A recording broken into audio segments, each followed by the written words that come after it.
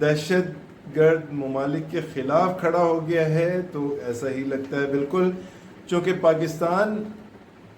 کے جو معاملات ہیں وہ بالکل سیدھے سیدھے سے ہیں کہ اس نے دہشت گردی کے خلاف کارروائی کرنی ہوتی ہے. جس طرح کہ آج کل پاکستان حالت جنگ میں ہے، اس کے بارڈرز پہ افغان طالبان جو ہیں وہ مسلسل تقریباً 6-7 سال سے کم از کم مسلسل جو ہے در اندازی کیا کرتے تھے، اور پاکستان کے لیے کافی مشکلات پیدا ہوئیں. پاکستان نے کافی حد تک کوشش کی کہ طالبان حکومت کو اس بات پہ راضی کیا جائے کہ وہ جو ہے ان کو منع کریں کہ کم از کم جو ہے وہ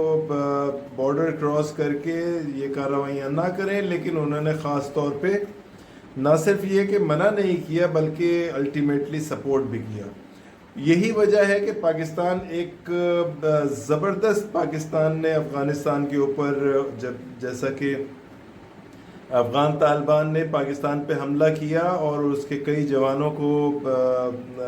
موت کے شہید کر دیا،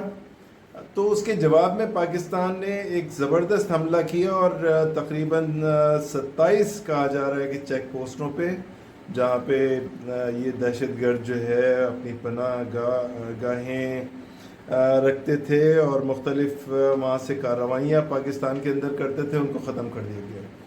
تو اب جو ہے وہ نیا سینیریو ہے ہندوستان کے اندر سے، یعنی انڈیا کے اندر سے یہ آوازیں اٹھ رہی ہیں کہ اگر یہ دہشت گرد ہیں اور دہشت گرد تھے، ظاہر ہے کہ ایک دفعہ دہشت گرد ہمیشہ کا دہشت گرد، تو کیا انڈیا جو ہے وہ اب دہشت گردوں کو پالنے میں پیش ہے. اور انڈیا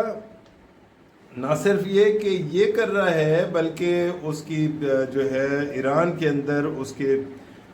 بہت سارے نیٹ ورکس پکڑے گئے ہیں. دوسرے اس کے جو ہے پاکستان کے اندر اس کے مختلف جگہوں پہ نیٹ ورکس پکڑے گئے ہیں، اور باضابطہ طور پہ کئی مہمان تو پاکستان نے ابھی تک پکڑ کے رکھے ہوئے ہیں جو کہ جن کا انڈین فورسز سے باضابطہ تعلق تھا. تو یہاں پہ یہ ہم کہہ سکتے ہیں کہ انڈیا جو ہے اب نہ صرف یہ کہ خود دہشت گرد ہو گیا بلکہ دہشت گردوں کو پالتا بھی.